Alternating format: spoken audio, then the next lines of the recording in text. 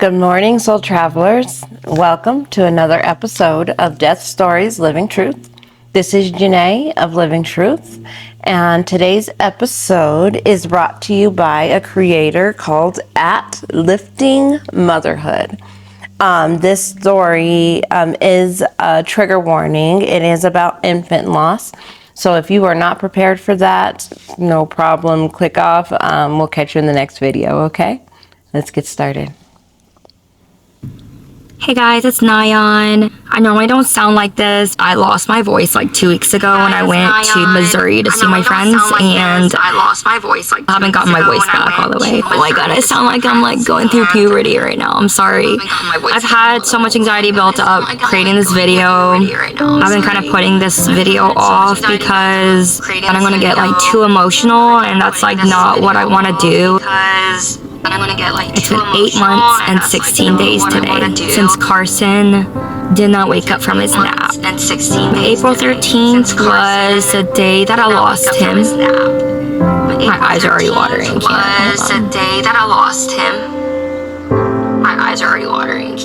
on. I want this video to be more about the timeline of events that happened that day. I just want to kind of like tell you a little bit about me. I am 30 years old. I turned 30 this year, the big 3-0. I'm an Army wife. We are actually stationed at Fort Moore, Georgia, but we live in Alabama. My husband's been in the Army for 15 years. Together we have Emery, who's 3, Kennedy, who's about to be 2 in February, and Carson this year, January 25th, 2023. He passed away April 13th, 2023. He was just 11 weeks old. April 13th, 2023. He was just 11 weeks old. So anyways, going back to the day that everything happened. My husband was at work. I woke up with the kids that morning. I played with them for a little bit, and then I put Carson in the swing while I went and cooked breakfast for them. So once breakfast was done, I put Emmy and Kenny in their seats.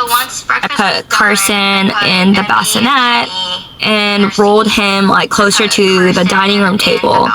Like in front of me I had Emmy, Kenny in the high chair, because Emmy like sits in like a booster seat.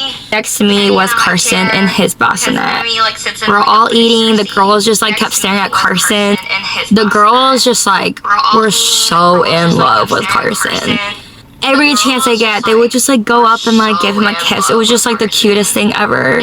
So after we ate, I like fed Carson. Carson took a little nap right after that. Like he took a nap in his bassinet.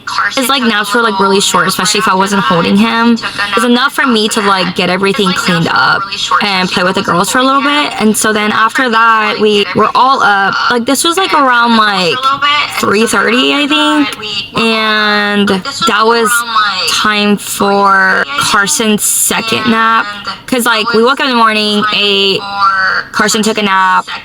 It was like a short nap because it was just like long enough for me to like clean up the dishes and stuff. Woke up, had him like playing with the girls, like we were just like all like in Emmy's room.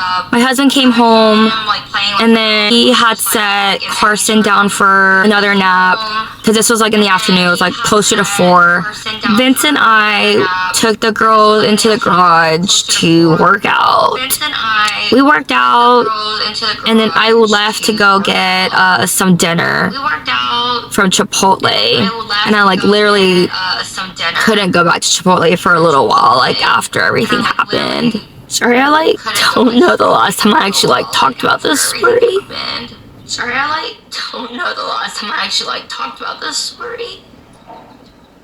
So I was at Chipotle and got a call from Vince's mom, and she was like, Nyan, you need to hurry and get home. Your son's not breathing. I had ordered already and like was just like waiting in line to like pay, and I was like, I have to go. I literally just like left everything there, left. So I live like 30 minutes from like everything. I live kind of like in the middle of nowhere. I was like 30 minutes from home already. Got in a car. The first person I called was my stepdad. And I was just like ballistic. I was like, please, please, please pray that like Carson's okay. Like I'm freaking out. And I just like needed someone to like calm me down because I was like obviously freaking out. I got home and sorry, I'm like having a lot of anxiety right now. Let me back up a little bit. Texted Vince immediately and was like, what's going on? Call me. Because I gave him a call and he didn't answer, like, for obvious reasons. The last text that I had read was that he was feeding Kenny. I got home. All I had seen was the ambulance in front of our house.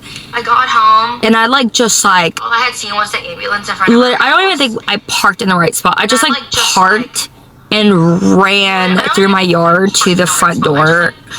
And Vince like came out and just like hugged me and said like I'm sorry. And he just kept saying I'm sorry, I'm sorry. I cannot imagine to be the parent who finds your son unresponsive, not breathing, and then having to tell your wife that. You would feel so responsible.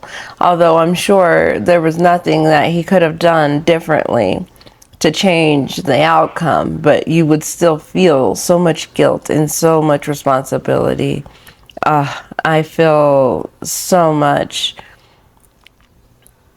for this family. I'm sending them as angels and love, and I'm praying that they forgive themselves, because I know when you lose a child, the parent feels guilty. They feel so much responsibility for that, even though it's not their responsibility. They didn't have anything to do with this. Like, it happened, and all they can do is feel grateful for the time that they had with this child, that this child's soul chose them to be their parents. They can try to feel that instead of feeling the guilt. I pray that they forgive themselves and that they allow themselves the freedom of living again and not feeling guilty for feeling joy again. I already put Carson in the ambulance. Like soon as I like got in the yard, they had taken him, or like right before I got in the yard they did. And so then the ambulance left.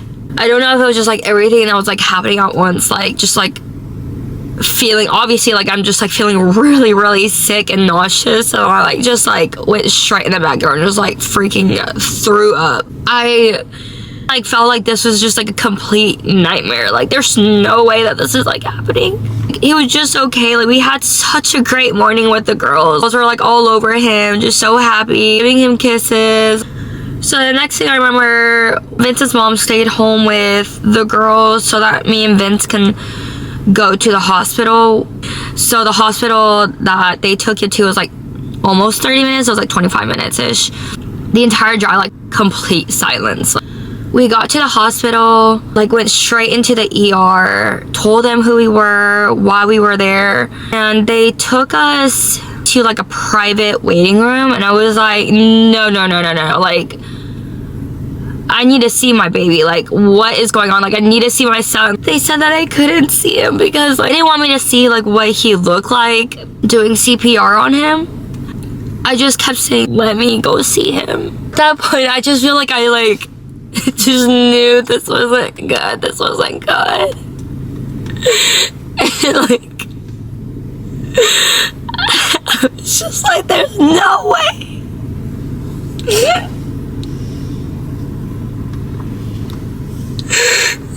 There's just no way this is happening.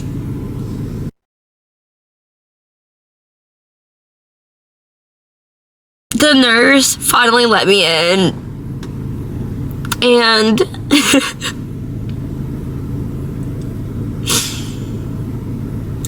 I will never get this image out of my head.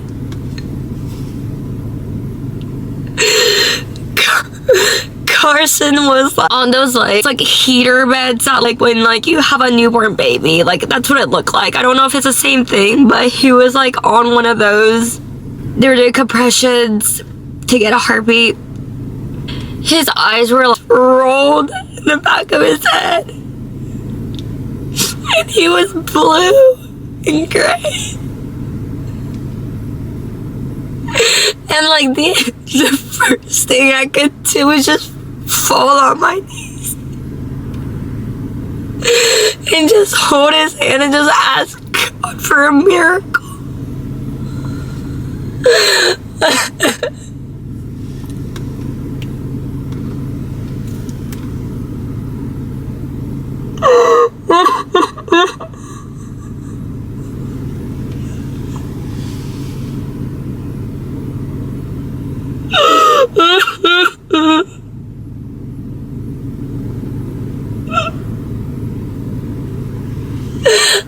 Why God? Why me? Why us? Like, why did this have to happen?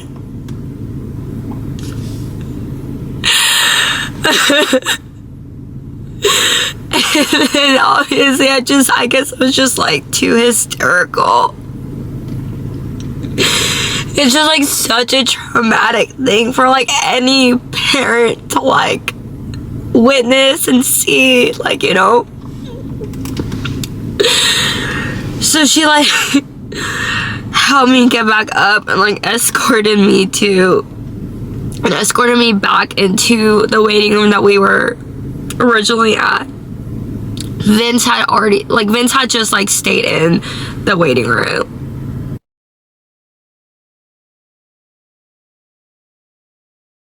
Honestly, we haven't really talked about that day to this day. He was the one to find him unresponsive, and he had to do CPR on Carson.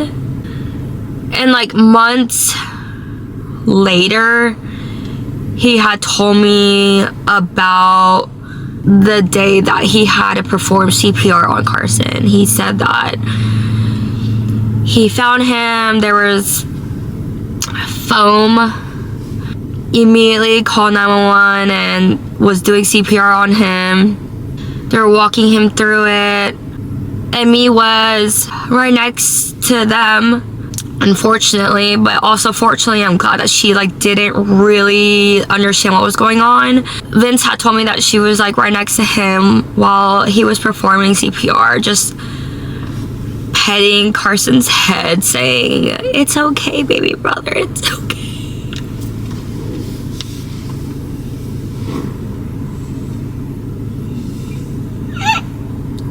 What kind of 3-year-old has to go through that?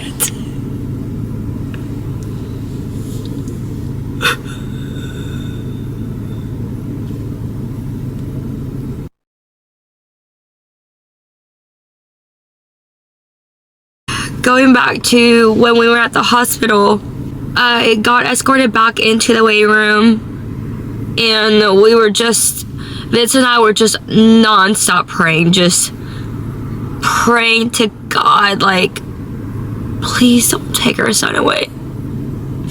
Please don't do this to us, please. There is just no way I could survive this.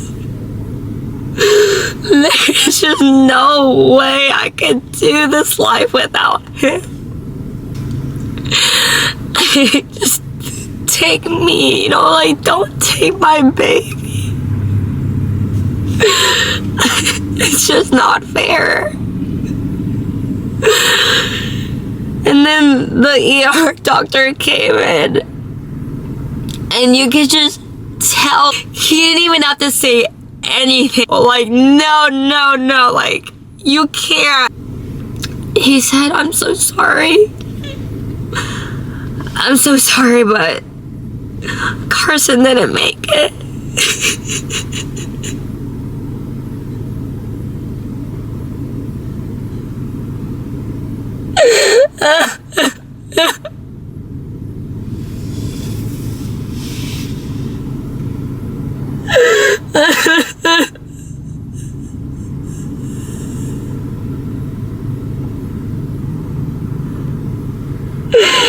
He didn't make it.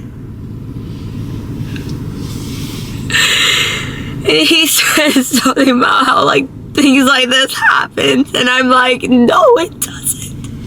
This is like stuff that happens in like Lifetime movies, you know. So he left, and the nurse came back in and said if we wanted to like go in there and spend some time with him. And that's when we took those photos holding our sweet baby in our arms. He was so cold, and all I wanted to do was make it warm. I can't believe I'm making this video right now.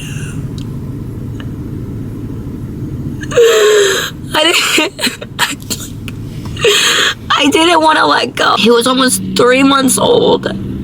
He was a big baby. He was really big.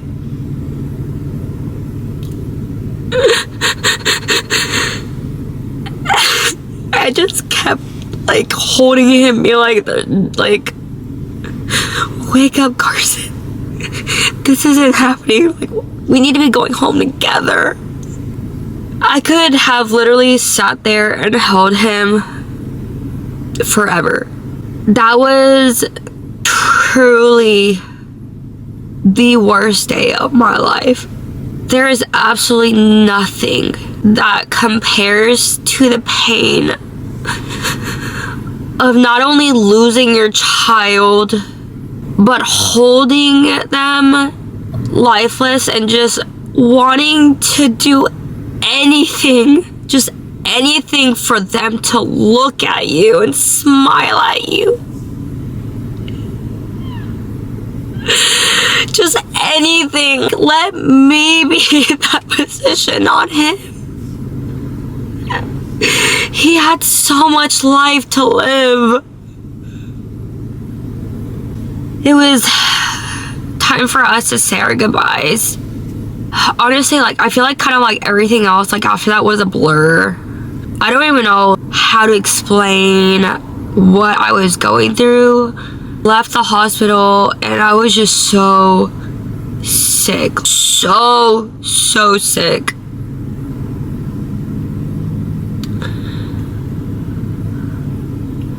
I think I was just in like complete disbelief that this was happening.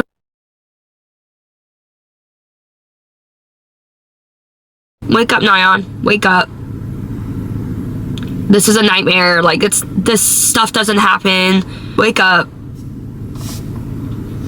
But I wasn't waking up. I don't even remember the drive home.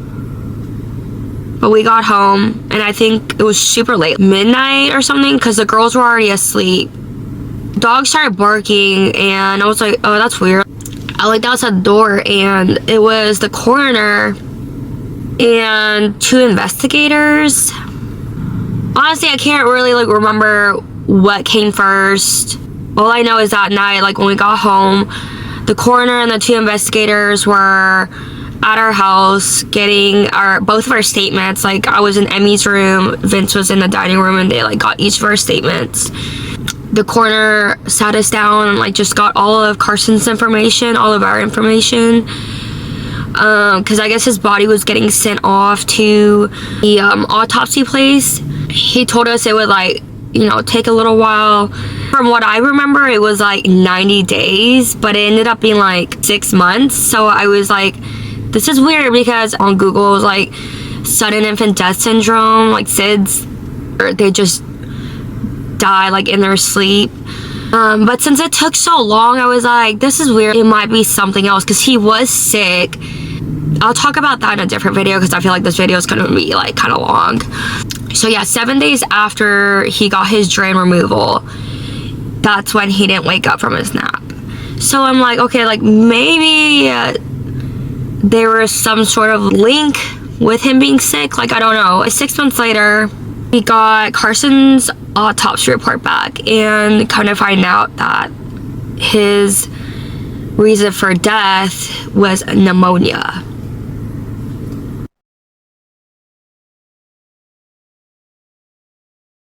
This year has been the worst year of my life.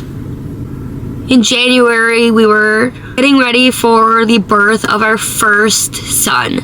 Mind you, Vince has 3 girls, and this was his very first son. January 25th, such a beautiful baby boy was born. April 13th,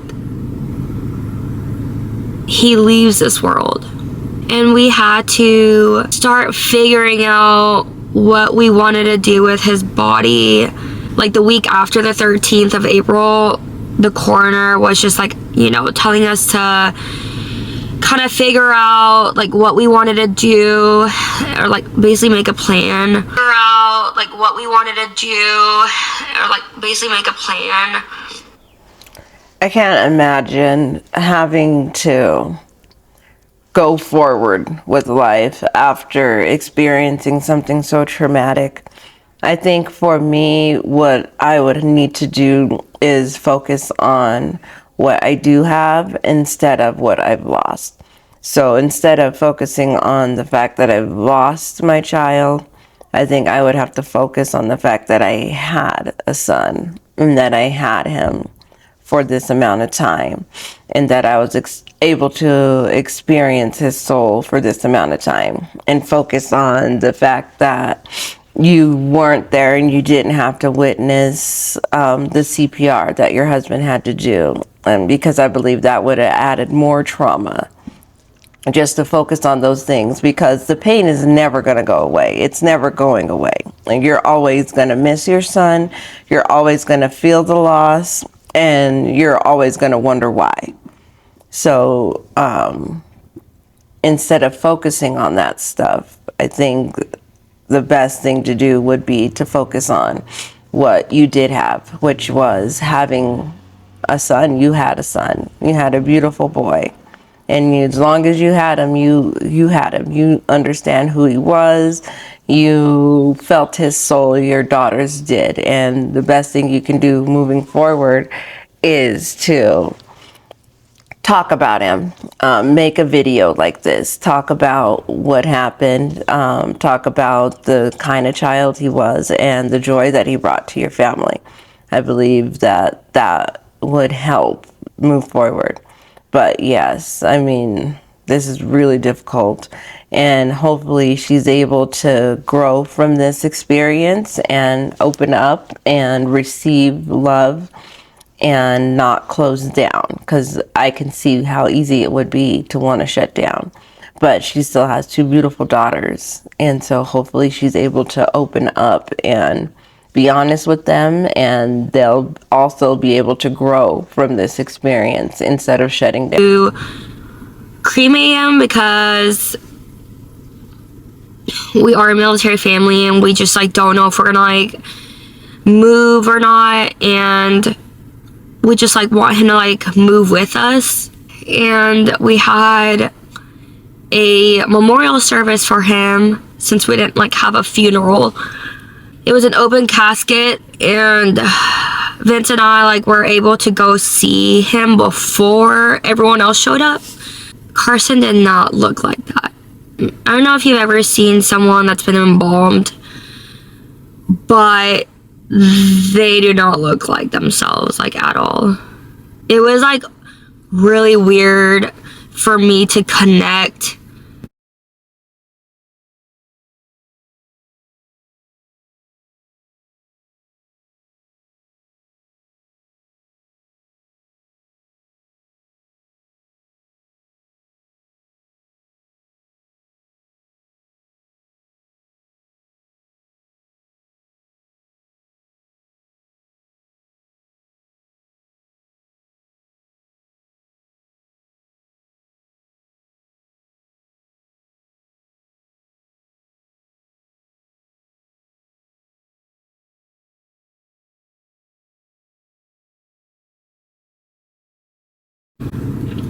Carson's like body without his soul in it, with who my son was, you know? Like, it's like really hard to explain, but my camera turned off because the temperature was too high.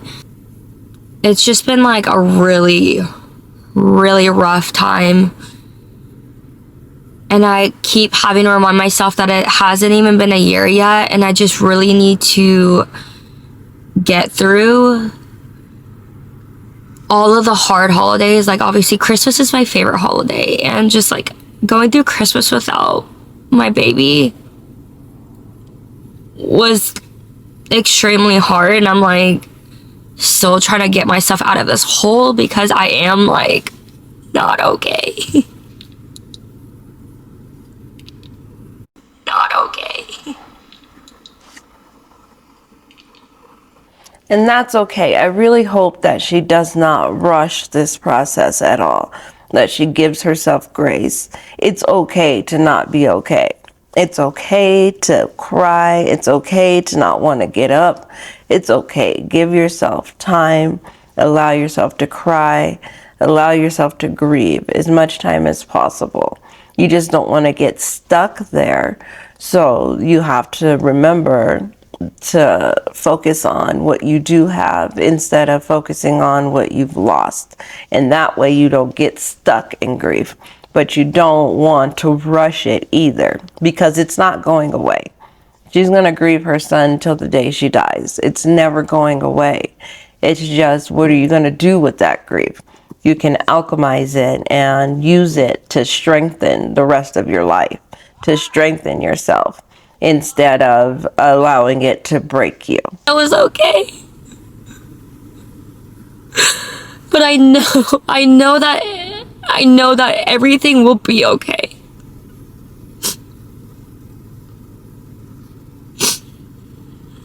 I just feel bad for the girls because, like, I've never lost like a sibling because I am like the only child. I have a stepbrother, but we didn't really like grow up together.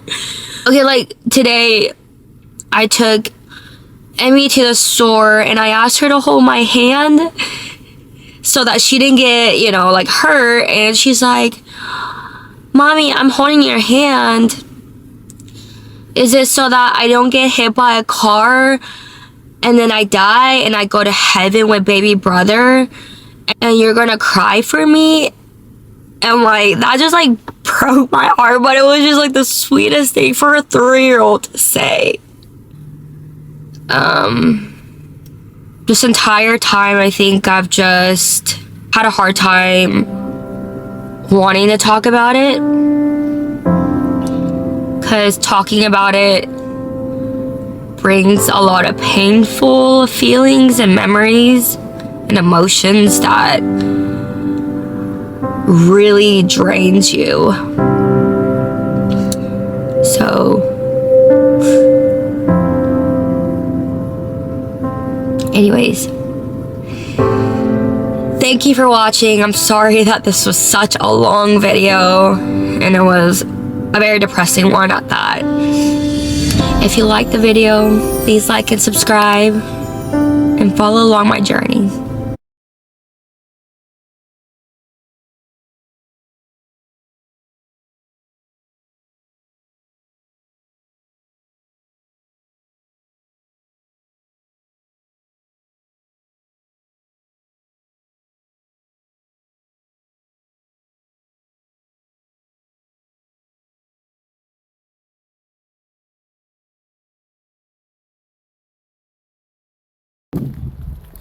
To every soul traveler watching right now, thank you. Thank you for helping create a community where people can speak openly about death without fear, shame, or silence. If you haven't already subscribed and become part of this growing space for healing and truth, I am Janae of Living Truth, and I'll see you in the next story.